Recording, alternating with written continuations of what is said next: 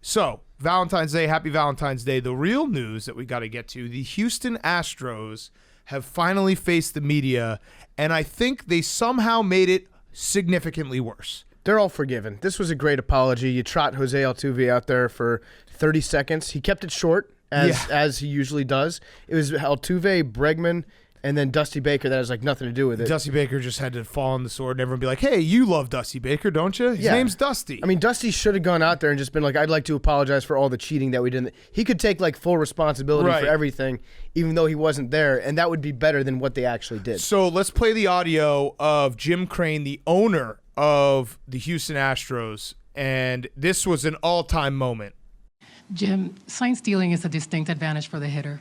So how is it that it doesn't affect competition? So then what are you guys apologizing for? We're apologizing because we broke the rules. But isn't sign stealing a distinct advantage for the hitter, so doesn't it automatically impact competition? It could possibly do that. It could possibly not. Okay, guys, we're going to wrap up. Thank you, Dusty. Thank you, Jim. So there it is. Jim Crane, like he said, in his opinion, it didn't impact the game. Yes, they cheated. He admitted they cheated, but it didn't impact the game. Then when asked whether it was crazy that he just said it didn't impact the game, he defiantly said, I didn't say that.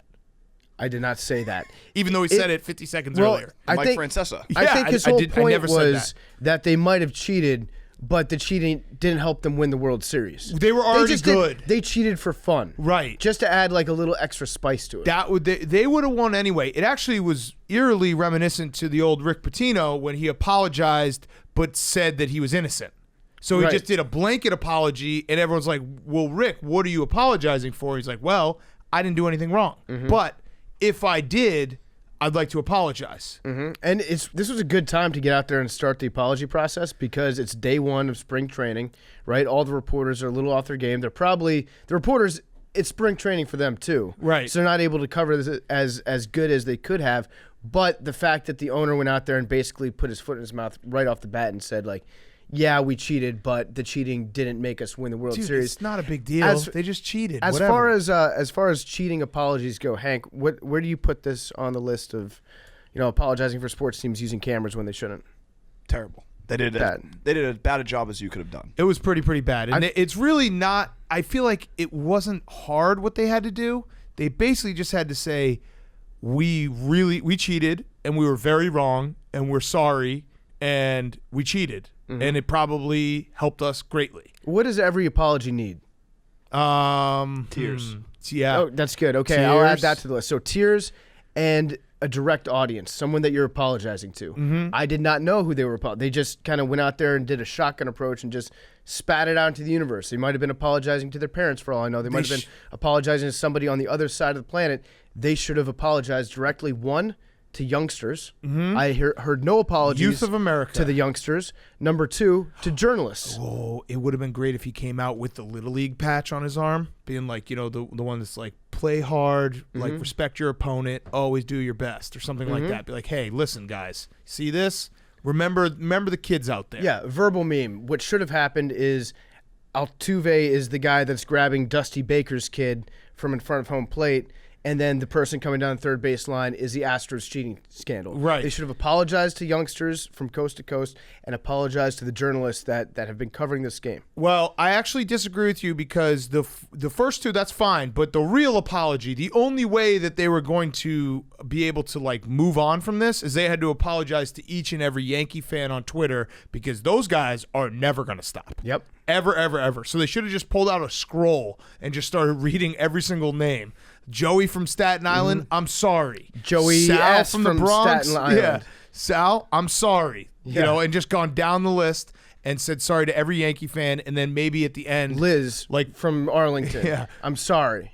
Maybe that's maybe the banner in Houston has to have pinstripes.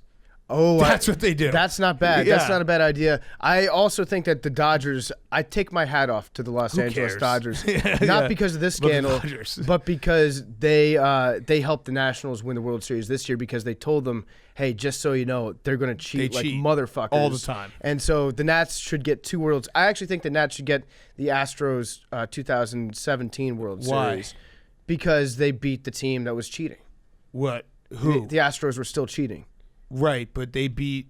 Wait, but why would the Nats get that? Because it's cooler if the Nats win 2 World Series in 1 year. But where's the leap to 2017? Because I'm a Washington Nationals fan, and I want the Nationals to have more World Series titles. Wait, you mean 2019 they get 2 World Series, or 2017 they also get a World Series? They acquire the Astros cheating World Series. Got it. Because they beat them while they were all. The only team that has ever beaten the cheating Astros in a World Series is the Washington Nationals. Got it. I thought there was actually like an actual line you No, were there's gonna no draw real that reason. was like, hey, this is how we should get him. No, there's no rhyme or reason to it. I just want more credit for my team. Got it. Okay, that's fair. That's fair to say. So yeah, the Astros. This isn't going away, by the way. I mean, Rob Manfred, where the hell are you, dude? Like you threw out the playoff rules, got everyone talking about that, which you should have done, by the way, the day after the Astros apologized. But Rob Manfred, I think he just is like hiding under his desk. Every morning he comes in and his secretary hands him a piece of paper and is like, the top of the list is like, deal with the Astros cheating scandal. And he just stares at it and like doodles on the paper and doesn't do anything. Well, let me ask you this. Do you know what Rob Manfred looks like? Could you describe him? Yeah, I can. Oh, because I can't. I don't know what he looks like at all. Yeah. In my mind's eye, he's got like a slightly, like a pale red, curly afro type thing. No.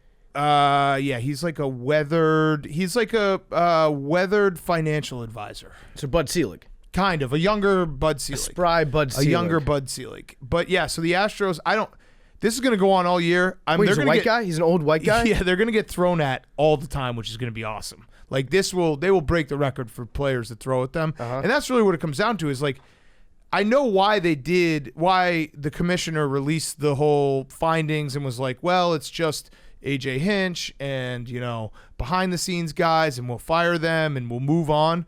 But it's the players. This was a players cheating scandal. So if you're a player and you're sitting there like, what the fuck? Like, punish the players. So I don't. And Bregman, who's been on this show, and I think he's a friend of some people at Barstool. But if you're like Bregman and you are talkative and cocky, which I love, it's good for baseball. You can't then just clam up when you get caught cheating. Like, you got to actually face the music here. In fact, I'd like to kick Altuve out of the short guys club. There you go. See ya. Gone. See ya, pal. You know what? You're 6'1" to me. Ooh. Get out of my in that face. club? Oh, I'm nice, not. Hank. No, Checkmate. I've been elected to be the president of that club. Checkmate. I'm like Mike Bloomberg. I can say that I'm Mini anywhere PFT. between 5'7" and 6'1". Mini PFT, 5'4". on any given day. Listen, I think that this just reinforces the idea that every single organization should have a vice president of apologies. Yeah. Apologizing is not hard, but there should be one person that specializes in it and that's able to dictate things. And that person needs to be hired by the Houston Astros and probably Ohio State football too, because they stepped in it again. That was more than stepping Bring in it. Urban Meyer back to clean up the mess that is Ohio State football. The PR people, whoever's the PR person in Houston, how they still have a job is insane. I don't think they've they have done one. every single thing wrong, and that's even going back before the cheating scandal with the guy that they fired during the World Series too. Yeah. Like everything they do wrong, Including not winning World Series. crazy. So, yeah, that's the Astros. It's going to continue. They're Relegate them to the MLS. It's going to keep going. And then Jim Crane at the end was like, yeah, we're looking forward to a really good season. And that's that. Yep. Their entire strategy was let's bring it up day one so we never have to address it again. Yeah.